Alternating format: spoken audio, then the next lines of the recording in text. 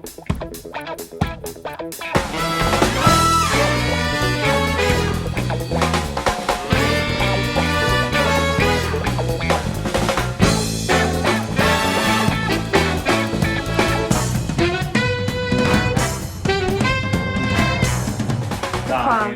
che non ho tempo. Ciao a tutti, allora che cosa andremo a fare quest'oggi? Beh, se avete cliccato sulla ricetta già lo saprete, ma io ovviamente ve lo dico. Andiamo a fare la marmellata, una confettura di fragole. Perché confettura? Perché la marmellata per definizione si usa per gli agrumi, la confettura per tutti gli altri tipi di frutta. Non dimentichiamo che c'è anche la composta invece è, diciamo, una confettura fatta con un tenore bassissimo di zuccheri, solitamente gli zuccheri della frutta, ok, non aggiunti. Allora, nella confettura marmellata, comunque nel nostro caso nella confettura, ci sono due elementi fondamentali. Allora, uno è la scelta della frutta, cioè cercate di scegliere la frutta più bella possibile, perché soprattutto nel caso delle fragole, che sono molto delicate, vi capiterà sicuramente che sotto il cesto ci siano delle fragole, ad esempio con un po' di muffa oppure troppo un po' marce, eccetera. Ecco, sappiate che in questo caso le fragole andranno pulite una a una, tolto il picciolo, diciamolo così, quello verde, e sciacquate bene sotto l'acqua. Una volta che avete pulito tutta la frutta, cioè tutte le nostre fragole, le mettete da parte e le tagliamo a pezzi più piccoli, ok? Quindi con il coltello le tagliate a pezzettini. Questa è per la preparazione delle fragole, che andremo a vedere passo passo. Secondo punto molto più importante, sul quale vi dovete portare avanti, anche se poi potremo andare di pari passo, perché la cottura della frutta richiederà circa 40-50 minuti, mentre la sterilizzazione dei nostri barattoli anch'essi richiederanno circa un'ora, 50 minuti. Quindi se iniziate in contemporanea siete pronti in contemporanea per fare la marmellata, però non state a impazzire, io l'ho messo su prima, poi andranno a bollore a fuoco basso finché non saremo pronti con la nostra frutta. Allora, riguardo alla sterilizzazione dei barattoli, vi lascerò un link che sono le linee guida per le conserve, le confetture, le marmellate, dove troverete all'interno tante nozioni interessanti. Ovviamente chi ha voglia se lo legge, sono parecchie pagine, ok? Se uno si vuole fare la cultura. Invece, se andiamo più nello specifico, per la frutta che ha una certa acidità, come nel nostro caso le fragole, i vasetti si possono sterilizzare in diversi modi. Io ormai mi sono abituato a sterilizzarli nella pentola con acqua bollente. Cosa bisogna fare? Si prende una pentola, si prendono i nostri vasetti che li potete acquistare su internet, oppure ad esempio io ho preso i vasetti che avevo della marmellata. L'importante, vi raccomando, di trovare vasetti che abbiano il tappo che funge da verifica se è o meno sottovuoto una volta che è raffreddata la frutta. Quindi trovate questi barattoli, oppure se li avete in casa verificate che il tappo faccia clic clac. Una volta che avete i vostri barattoli, li mettete in una pentola con uno strofinaccio della cucina. Ho messo lo strofinaccio, ho messo i barattoli, ho riempito la mia pentola con tutti i coperchi, quindi li copriamo completamente, li portiamo a bollore.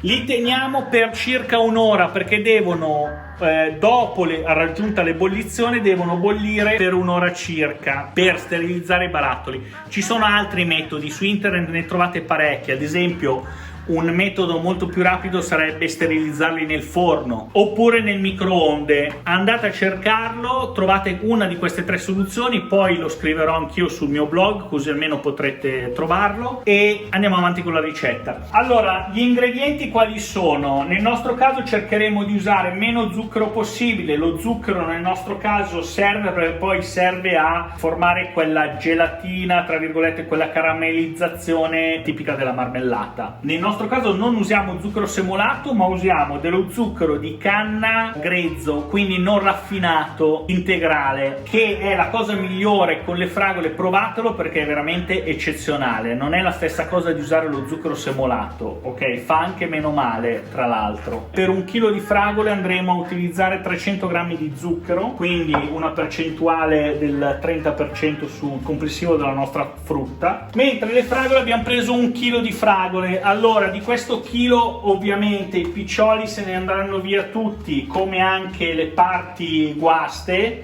Io cosa faccio? Solitamente pulisco la frutta, la sciacquo, la peso e vedo cosa mi ne rimane. In base a quello poi vado a regolarmi con lo zucchero.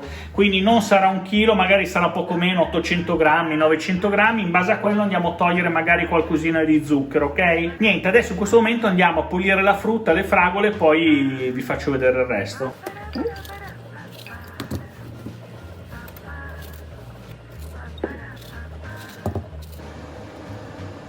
Allora, riprendiamo un attimo la pentola con i nostri vasetti. Come vedete io ho messo due strumenti che mi serviranno dopo. Una sono delle pinze per tenere i barattoli fermi e l'altra un cucchiaio. Perché li metto nella pentola? Perché sterilizzo anche gli strumenti. Cioè, in linea di massima, tutto quello che utilizzate per riempire i vasetti li dovete sterilizzare. Dopo vedrete che io non toglierò i barattoli dalla pentola bollente, perché tenerli all'interno dell'acqua bollente, andarli a riempire in quel preciso istante con la frutta bollente e i nostri barattoli ancora dentro l'acqua bollente ci aiuta a mantenere un grado di purezza, di sterilizzazione ideale senza arrivare a nessun rischio. Allora andiamo alla preparazione delle fragole. Che cosa facciamo? Abbiamo pulito completamente le nostre fragole. Innanzitutto andiamo a pesarle per vedere quante sono.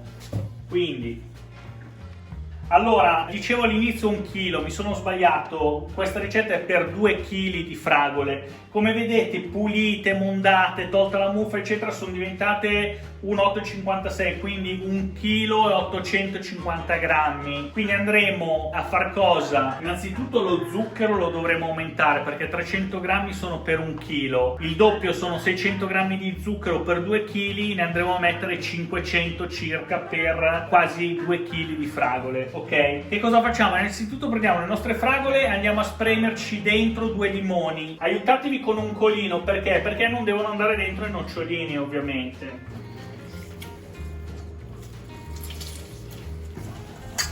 Quindi mischiamo bene le nostre fragole.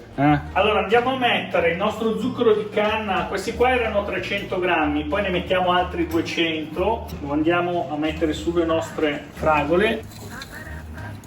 Allora, per mischiarli bene, io cosa faccio? Li trasferisco direttamente nella pentola che userò per cuocere le nostre fragole, ok? E voilà. Quindi andiamo a girarle bene. Buon, le facciamo macerare un attimino, 10 minuti, un quarto d'ora. Poi le andiamo a mettere sul fuoco e le portiamo a ebollizione. Una volta che hanno raggiunto l'ebollizione, le teniamo per 40-50 minuti. Dovrebbero raggiungere, non superare i 108 gradi. Aiutatevi con un termometro da cucina. Abbiamo macerato le nostre fragole per 10 minuti, un quarto d'ora. Adesso andiamo a accendere il fuoco.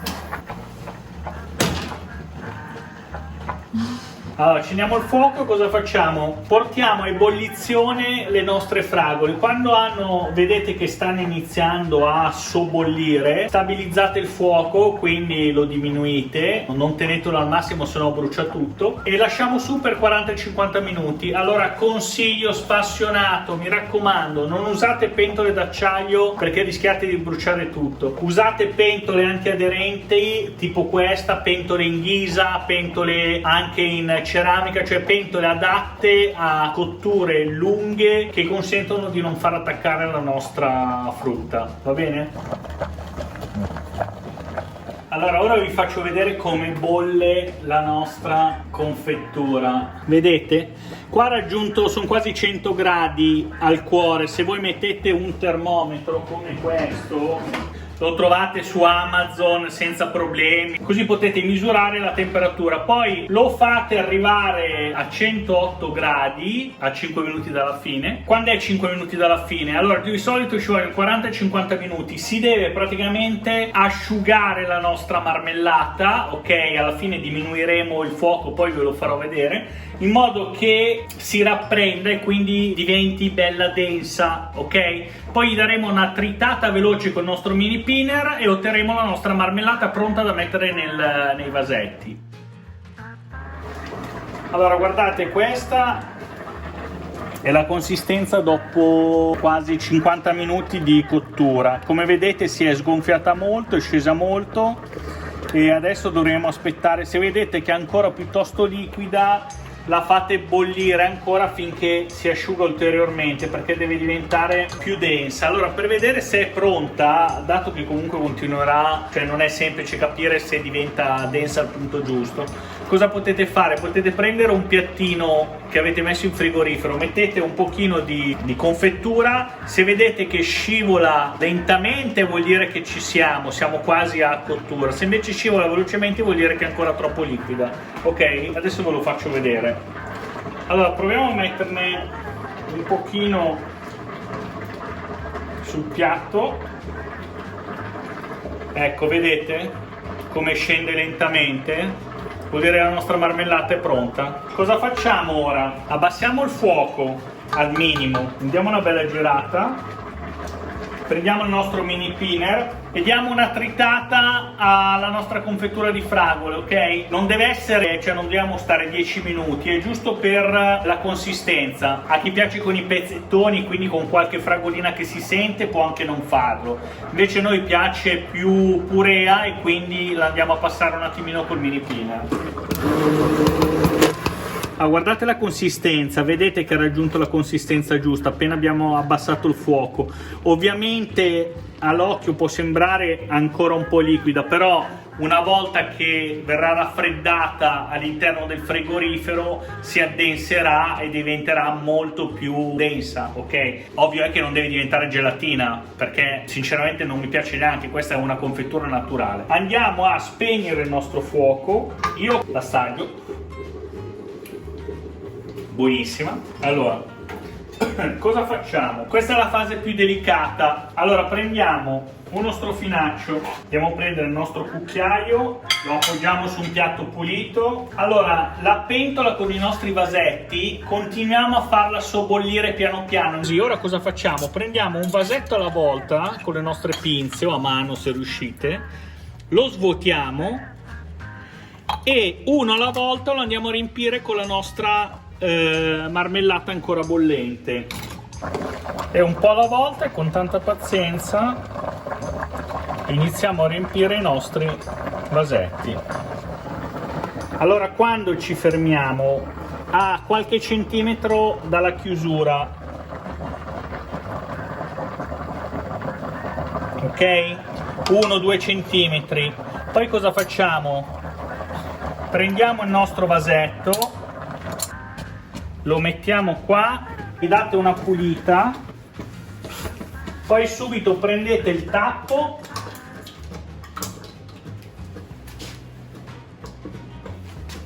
lo mettete sopra e chiudete forte. Allora, io di abitudine li prendo e li giro, però non è fondamentale il fatto di girarli, li potete lasciare anche in verticale. Una volta che sono completamente raffreddati andrete a sentire il tappo, se fa clic clac ovviamente non deve fare rumore, perché vuol dire che è andato sottovuoto, ok? Perfetto, allora le nostre marmellate come vedete sono pronte, sono tutte a testa in giù. Adesso aspettiamo che si raffreddino per insomma adesso ci vorranno, non lo so, 2 o 3 ore circa. Una volta che sono fredde le capovolgiamo, controlliamo il tappo e le marmellate potranno durare circa 3 mesi tranquillamente nelle nostre credenze. Una volta aperta ovviamente consumatele entro 5 giorni circa, mantenendola all'interno del frigorifero. Altro consiglio: se vi avanza come nel nostro caso un po' di marmellata, ovviamente non buttatela via, potete usarla, magari mettendole in un barattolino, la conservate in frigorifero, la consumate entro 5 giorni, la potete accompagnare con formaggi, la potete accompagnare anche magari con carni rosse tipo l'oca, quindi oppure a colazione. Quindi il residuo eventualmente io vi consiglio, come faremo noi in questi giorni, di consumarla immediatamente, ok? Ci vediamo alla prossima ricetta, spero che vi siate divertiti, conto che tornerete sicuramente a vedere le mie interessantissime ricette, a iscrivervi al canale, mettere mi piace e a commentare, ok? Siate magnanimi, ciao a tutti!